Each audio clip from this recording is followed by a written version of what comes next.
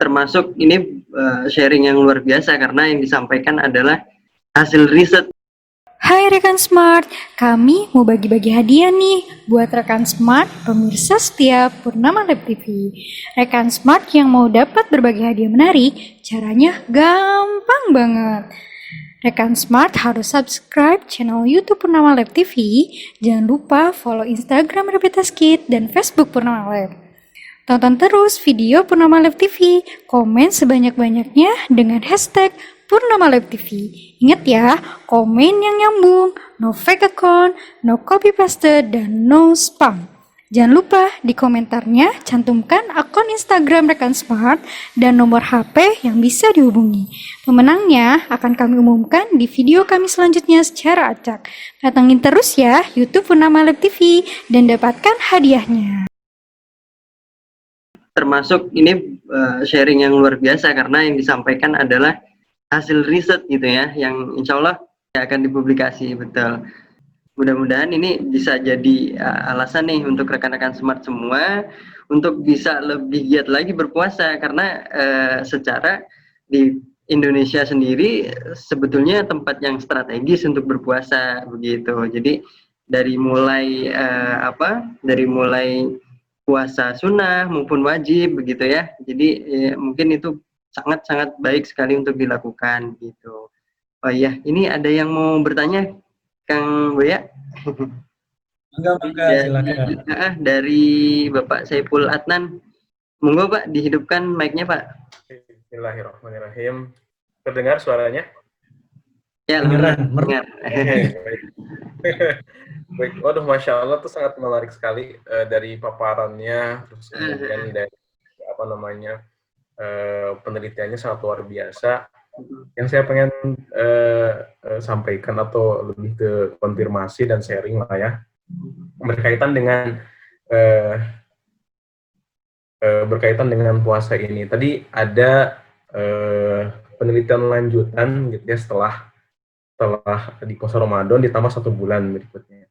Nah, itu apakah dilakukan pengujian juga terhadap yang puasa 6 hari setelah di bulan Ramadan atau puasa Syawal gitu ya.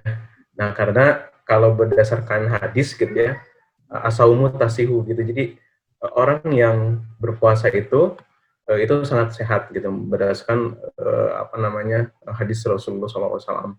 Nah, saya mau pengen konfirmasi juga berkaitan dengan hadis tersebut gitu ya. Walaupun saya juga belum begitu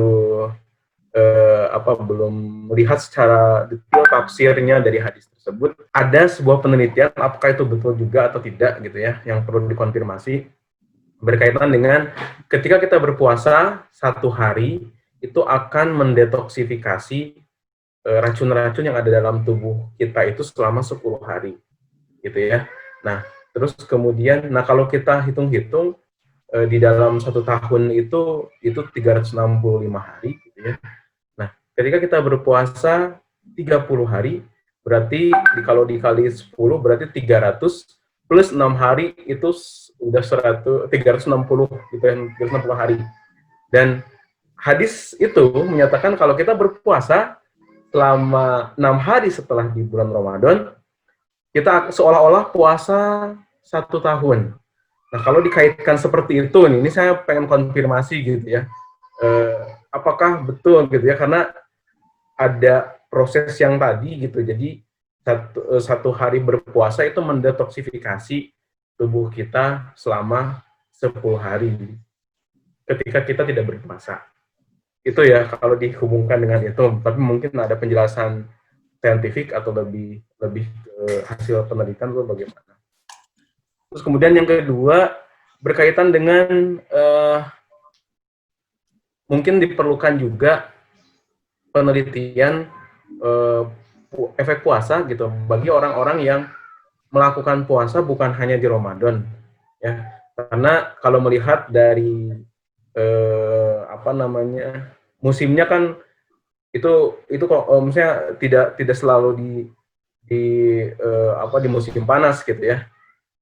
Bisa ketahuannya misalnya ada yang puasa Senin Kamis, terus kemudian ada puasa Daud, bahkan itu yang cuma selang sehari, itu kelihatan nggak ada signifikan, nggak efek dari berpuasanya gitu dengan yang hanya puasa Ramadan.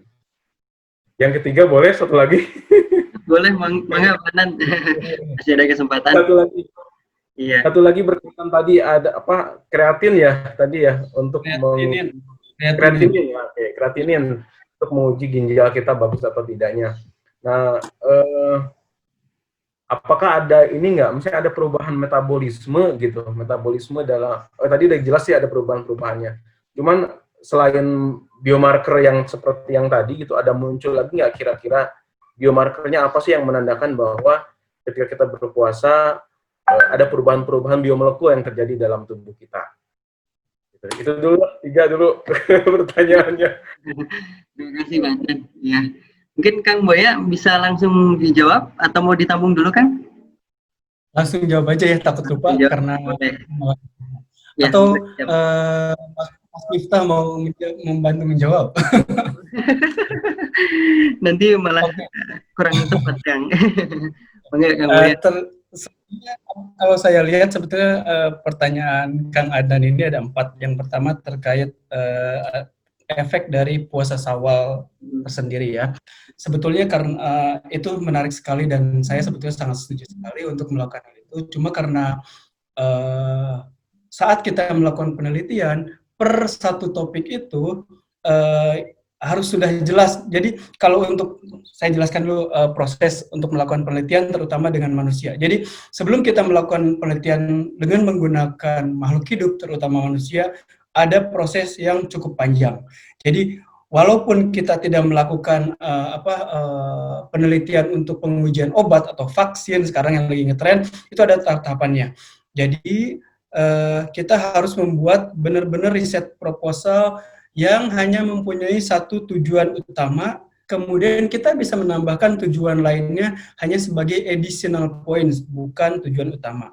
Dan kemudian kita tulis itu dalam satu proposal, kita harus menyerahkannya ke komite etik di universitas tersebut. Kalau di kita ada, dan harus juga mencantumkan berapa kebutuhan pasien yang kita butuhkan sehingga kita bisa melihat apakah nanti hasilnya berbeda nyata atau tidak dengan perhitungan-perhitungan tertentu. Dan nanti setelah disubmit dan di-approve atau disetujui mereka, maka kita melakukan penelitian tersebut. Dan jika kita ingin menambahkan tentang kondisi dengan adanya puasa Syawal, tentunya ini harus ada lagi proposal yang lain dengan penelitian yang berbeda. Jadi saat itu tidak cantumkan. Tapi ini ide bagus sekali. Mungkin jika kita melakukan penelitian yang lain di kemudian hari, kita juga bisa cantumkan. Sebetulnya kita juga melakukan analisis 1 minggu setelah Ramadan. Kemudian 1 bulan setelah Ramadan. Dan karena kita tahu sendiri tentang puasa Syawal sendiri, jadi tidak orang bisa melakukan selama bulan Syawal tersebut. Jadi belum tentu mereka melakukan selama seminggu, selama 6 hari pas setelah Ramadan berakhir. Dan ini juga hal lainnya yang harus kita perhitungkan saat menganalisis terkait efeknya terhadap puasa Syawal. Tapi minimal ini adalah ide bagus dan mungkin di kemudian hari kita harus pertimbangkan. Yang kedua adalah terkait dengan detoksifikasi. Kalau satu puasa bisa mendetoksifikasi selama 10 hari. Terus terang saja, ini adalah mungkin ilmu baru buat saya, karena saya belum pernah juga tahu tentang hadis ini juga. Terkait dengan riset ilmiahnya sendiri, saya juga belum pernah melihat ada yang mencoba menganalisisnya. Jadi mohon maaf Kang Adnan, mungkin nanti UMB bisa melakukan penelitian ini, akan lebih baik sekali. Saya bisa mensupervisi bagaimana cara melakukannya. Kemudian puasa yang non Ramadan, yang ketiga ya, puasa non Ramadan. Sebetulnya untuk di negara-negara yang lain, di Indonesia dan di Mid Eastern, udah ada banyak sekali penelitian-penelitian puasa non Ramadan. Salah satunya yang saya baca itu adalah puasa Daud, yang dilakukan pada pasien-pasien yang udah tua, yang dilakukan di Universitas Muhammadiyah Yogyakarta ya, dan penelitiannya sudah publikasi di jurnal internasional. Saya salut sekali sama mereka karena saya sempat berkorespondensi juga dengan dokter yang melakukan penelitian ini di sana. Jadi ternyata si puasa Daud pada orang-orang tua bisa juga meningkatkan moodnya juga sama, karena mereka berkiblat pada penelitian yang saya lakukan. Jadi parameter yang dilakukan, yang dianalisis adalah tentang mood. Jadi pada orang-orang tua juga puasa Daud sangat membantu untuk meningkatkan mood orang-orang tua. Itu salah satu penelitian dari puasa non Ramadan. Kemudian yang biomarker lain selain kreatinin, sebetulnya kita juga menganalisis biomarker lain, terutama adalah anti-inflammatory cytokines. Anti-inflammatory cytokines ini adalah cytokines ini salah satu molekul. Anti-inflammatory ini adalah maksudnya anti peradangan. Karena kita kalau melihat dari sisi kesehatan, inflamasi atau peradangan ini adalah biasanya yang menimbulkan penyakit-penyakit yang menyebabkan tubuh kita tidak sehat. Dan banyak penelitian yang lain menunjukkan bahwa dengan berpuasa bisa menurunkan si inflammatory cytokines dengan cara meningkatkan anti-inflammatory dalam tubuh kita, sehingga penyakit-penyakit dalam tubuh itu akan bisa ditekan. Kalau kita merunut lagi, apa sih sebetulnya yang menyebabkan penuaan? Salah satu yang menyebabkan penuaan adalah makin meningkatnya inflammatory cytokines. Tapi dengan puasa, anti-inflammatory cytokines itu meningkat, dan si pro-inflammatory cytokines yang kalau boleh saya bilang si inflammatory yang jahat, yang pro-inflammatory cytokines itu bisa ditekan dengan adanya puasa. Kemudian kita lihat juga cardiovascular disease. Biasanya pada pasien-pasien cardiovascular disease, pro-inflammatory cytokines itu meningkat.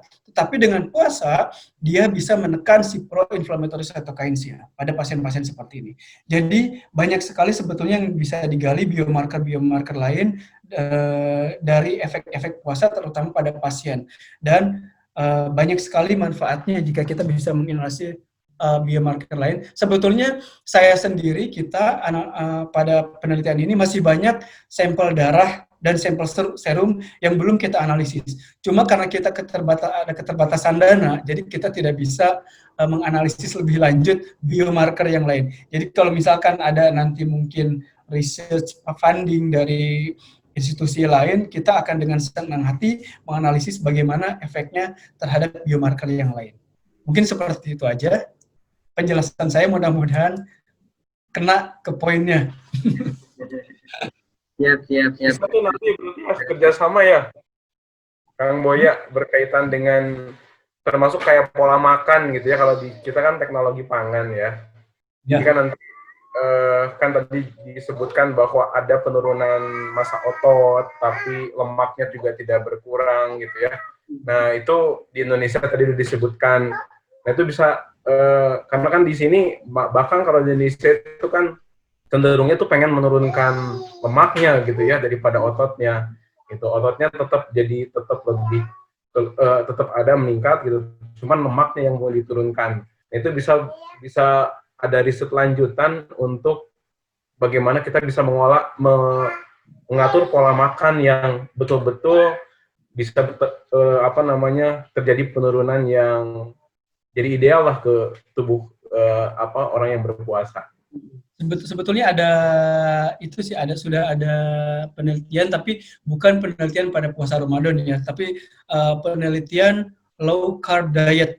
Jadi saat low carb diet itu, jadi yang ditingkatkan adalah jumlah sayuran dan juga jumlah protein. Ternyata pada orang-orang yang mempertahankan jumlah protein lebih tinggi, jadi yang terjadi adalah penurunan lemak, bukan penurunan massa otot. Jadi mungkin dikaitkan dengan hal ini, jadi orang-orang yang berpuasa diharapkan saat sahur dan buka memperbanyak makan makanan yang mengandung protein tinggi. Jadi sehingga massa ototnya tidak terlalu berkurang. Tapi bisa aja sih ini juga ide yang bagus, terutama untuk puasa Ramadan dilakukan penelitian seperti ini.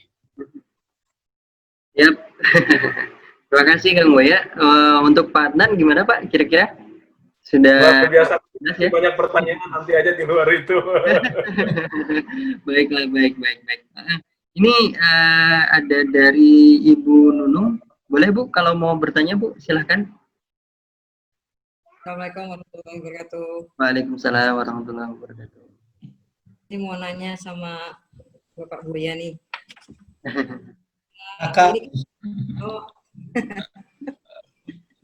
Ini kan lokasi penelitian kan bukan di Indonesia kan ya, di Hannover, di Jerman ya. Nah, ini ada beberapa pertanyaan dari saya. Untuk volunteer, itu apakah mereka itu Muslim semua atau bukan? Yang pertama. Terus yang pertanyaan satu, ini tentang volunteer semua. Apakah mereka itu pada saat riset itu kan ya, pada saat diambil datanya itu dari Pak Boyanya menyiapkan sahur atau bukanya, atau ada batasan-batasan apa yang boleh dimakan atau tidak dimakan biar tidak terjadi deviasi gitu. Misalnya pesertanya ada sekian gitu kan, yang ini buka puasanya balas dendam, yang ini santuy, itu kan jelas nanti kan kadar gula darahnya kan berubah ya, beda ya. Jadi pengen ngopi saya. Terus terus riset ini dilakukan berapa lama gitu? Berapa lama gitu ya? Yang pertanyaan pertama. Pertanyaan kedua. Itu udah pertanyaan kedua dong, sekarang ketiga ya. Itu beranak 1.1, 1.2. Oke, siap. Beda tema nih. Yang kedua, tadi kan dinyatakan puasa itu meningkatkan mood. Ya. Tapi kenapa yang sering saya lihat gitu kan ya, ada orang yang puasa malah menjadi bad mood gitu. Ya. Malah jadi bad mood gitu. Biasanya dia banyak ngomong, diem gitu kan, entah lapar, ngantuk gitu ya. Apakah itu anomali gitu kan? Terus yang ketiga, saat riset itu apa sih kesulitan yang terberat pada saat melaksanakan dari awal sampai akhir? Karena kan melakukannya Muslim di sana kan minoritas ya. Muslim di sana minoritas, otomatis orang yang puasa minoritas, seperti yang ditanya tadi. Mati nggak gitu, nggak puasa apa? Mati nggak makan, nggak minum gitu kan? Saya pun pernah ditanya gitu sama seseorang yang melihat ini rambut ditutup itu nggak panas apa gitu. Terus kamu kan ada puasa, itu bisa bikin mati nggak? Jadi memang kelihatannya lucu buat orang Indonesia, tapi kalau buat sana itu memang karena mereka ngelihatnya, karena mereka nggak pernah melakukan itu gitu mungkin ya Pak Boya ya. Mereka kan nggak pernah nggak makan, ya nggak? Kalau Meta mungkin pas di kos-kosan ya. Zaman terus ya apalah gitu. Terus yang terakhir nanti kayaknya saya pengen ada sesi lagi nih untuk low carb diet. Jadi protein tinggi, turun lemak. Kayaknya itu menarik ya, tapi bukan di pola ini ya, bukan di sesi ini. Ya, jadi nanti akan di low carb. Soalnya masih tetap makan protein, tapi turun gitu kan lemaknya. Mungkin nanti bikin ada sesi tersendiri nih, bagus nih. Mau. Ayo mau pada diet ya, ayo ikutin diet BN aja. Sesi sendiri nanti itu. Iya, sebenarnya banyak sih pertanyaannya, cuman yang tadi aja udah. Ya udah jadi dulu aja ya, biar saya lupa. Yang pertama, Ibu Nunung menanyakan tentang volunteernya atau partisipannya, Muslim atau bukan. Jadi sudah saya bilang di sini kita melakukan 2 kali penelitian puasa, yaitu tahun 2015 dan tahun 2017. Untuk penelitian 2015 kita melakukan 2 grup, yang berpuasa dan tidak berpuasa. Yang berpuasa otomatis Muslim semua. Alhamdulillah. Yang tidak berpuasa, kita nggak bisa dong minta, kamu bagian grup yang nggak berpuasa ya, bisa-bisa. Kita ini sama Allah. Jadi kita merekrut yang non-Muslim. Dan Alhamdulillah mereka tertarik sekali untuk berpartisipasi. Banyak sekali mahasiswa kedokteran orang Jerman juga ikutan, terutama orang Jerman ya, karena yang Mid Eastern dan lain-lain kebanyakan Muslim di sini, dan mereka juga terlibat. Jadi jawabannya untuk yang grup berpuasa adalah yang Muslim, dan yang tidak berpuasa adalah yang non Muslim. Kemudian untuk yang tahun 2015 saat itu dilakukan hanya pada volunteer yang pria saja. Saat itu karena kita berpikir kalau wanita nanti kan ada menstruation period, jadi mereka bakalan batal gitu kan. Dan ternyata dari hasil tahun 2015 ini antara yang berpuasa dan tidak berpuasa tidak ada signifikan perbedaan gitu. Jadi akhirnya tahun 2017 kita hanya melakukan di yang berpuasa saja, yang Muslim saja. Tapi yang di 2017 kita melakukan di yang pada pria dan wanita. seperti saya tadi perlihatkan, kita bisa menganalisis subgroup berdasarkan jenis kelaminnya pria dan wanita. Itu jawaban yang pertama. Yang kedua, berapa lama risetnya? Risetnya karena ini ada riset puasa, otomatis sepanjang puasa dan ditambah dengan 1 minggu sebelum puasa, ditambah 1 minggu setelah puasa, dan ditambah 1 bulan setelah puasa. Jadi 2,5 bulan lah total. Tapi kalau analisisnya terus terang kita butuh waktu banyak, terutama dari masukin data ke SPSS, ini statistik software, kemudian analisisnya lama sekali. Kemudian ada yang berpuasa tetapi jadi bad mood, jadi diam-diam. Karena saya bilang tadi, karena kita kan jika ingin menunjukkan hasil puasa secara ilmiah ya, bukan hanya testimoni pribadi. Kemungkinan kan mood sendiri itu kan dipengaruhi banyak faktor, bukan hanya dari satu faktor. Bisa jadi pengalaman saat di rumahnya ada kejadian apa, di keluarganya apa, dan macam-macam. Dan ini kan kalau dari puasa itu sendiri kita hanya dilihat dari efek puasanya purely gitu. Jadi tidak menganalisis faktor-faktor lainnya. Tapi anyhow, mereka dari hasil riset kita adalah puasa bisa meningkatkan mood. Atau mungkin tadi yang Nung bilang, tadi saat puasa jadi diam-diaman, mungkin dia ingin mengurangi, mengerem, mengeluarkan kata-kata yang kurang baik. Karena kan lebih baik diam daripada berkata-kata yang tidak baik kan. Kemudian kesulitan terberat untuk puasa. Jadi ini pertanyaannya lebih umum, lebih ke arah testimoni pribadi kali ya. Kalau saya menjawabnya, kesulitan awalnya ya mungkin karena puasanya itu cukup panjang ya, biasanya dan kita harus bangun pagi-pagi sekali karena tahun 2015 itu saya masih ingat puasa hari pertama itu subuhnya itu tuh jam 2 lewat 45. Jadi jam 3 kurang 15 sudah subuh. Jadi otomatis kita bangunnya harus ya jam 2 atau jam kurang dari setengah 2 untuk sahur dan lain-lain. Dan bukanya sendiri jam 9.45 malam, hampir jam 10 malam. Dan mungkin periode waktu itunya sendiri yang cukup berat. Tapi alhamdulillah ya berdasarkan hasil penelitian tadi, ternyata kita tuh masih bisa survive dan efeknya malah hal-hal baik untuk kita. Padahal ya kalau kita lihat setelah kita harus sahur sebelum jam 2.45, terus kita kan melakukan riset puasa ini juga ya, kita harus udah ada di kantor lagi, di tempat penelitian, jam 7-an, karena partisipan kita mau datang sekitar jam 8, karena kita harus persiapan banyak hal sekali, termasuk alat-alat untuk mengecek komposisi tubuh, kuesioner yang kita siapkan, dan lain-lain. Tapi anyhow, mungkin karena ada faktor luar lain ya, kalau saya boleh dibilang, karena ini kan untuk ibadah, jadi ada faktor hal itu juga yang menyebabkan kita tuh ini strugglingnya beda dibandingkan dengan teman-teman di Indonesia atau di lokasi lain yang lebih mudah, dan menjadikan kita tuh diniatinnya beda. Mungkin kita dapat pahalanya juga bisa berlebih dibandingkan teman-teman yang lain. Yang itulah mungkin yang bisa menguatkan kita untuk melakukan hal termasuk puasa ini. Jadi karena ada janji yang lebih besar di balik itu. Kemudian yang terakhir adalah low carb diet atau high protein, boleh juga ini. Insya Allah sebetulnya saya juga udah pernah ngebahas di tempat lain ya. Ya, nanti kita bisa atur lagi insya Allah. Yap, Kang. Ada Ibu Indra. Iya. Itu satu lagi ada bahas paper ya, paper 2015, paper tahun berapa tadi? Papernya ada 2 tadi paper, judulnya ada 3 ya.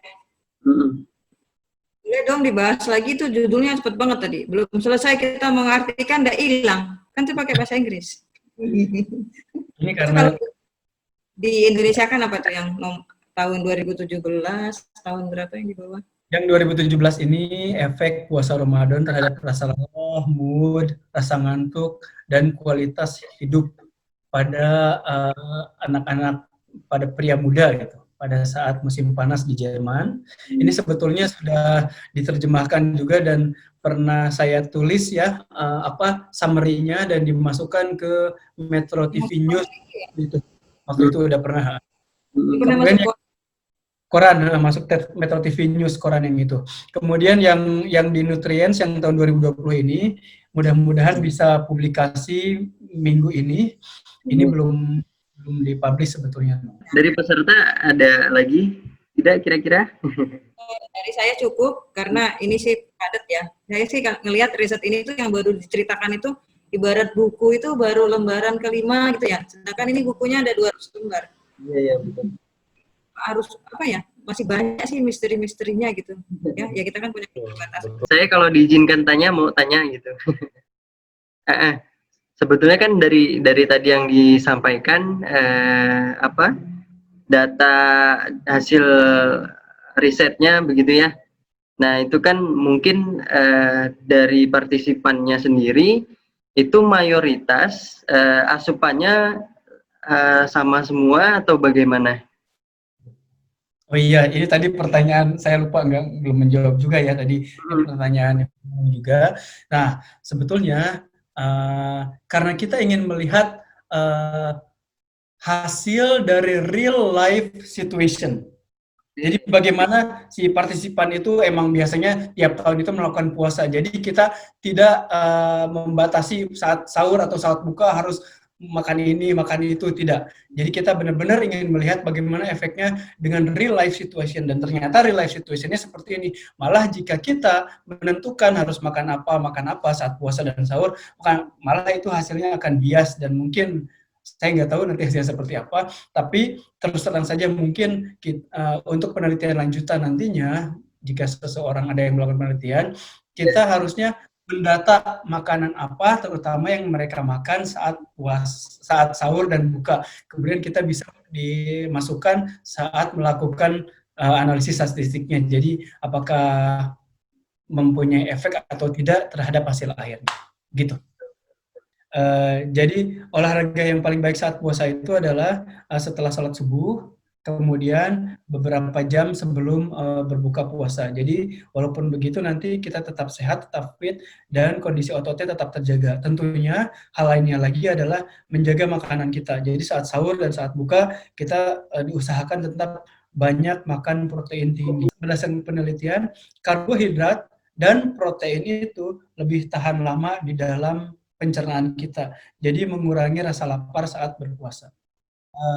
Terima kasih banyak untuk Purnama Lab TV dan teman-teman yang bersedia hadir hari ini. Saya sangat senang sekali bisa berbagi tentang hasil penelitian ini. Sebetulnya kalau boleh dibilang, penelitian yang kedua ini baru pertama kali di-share secara publik ke Purnama Lab TV. Jadi ini benar-benar grand opening perdana Purnama Lab TV.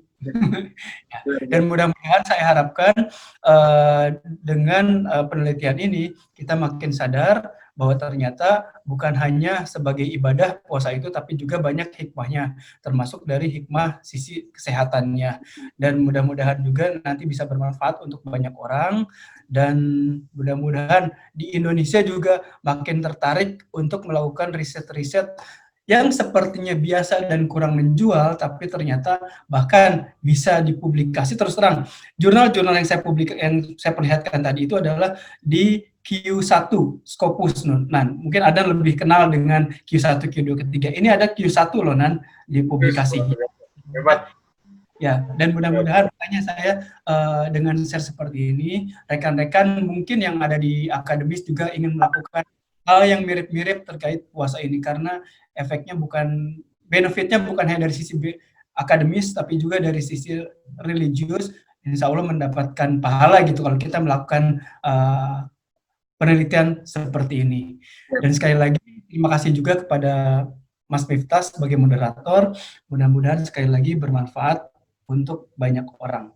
Ya, terima kasih Kang Boya.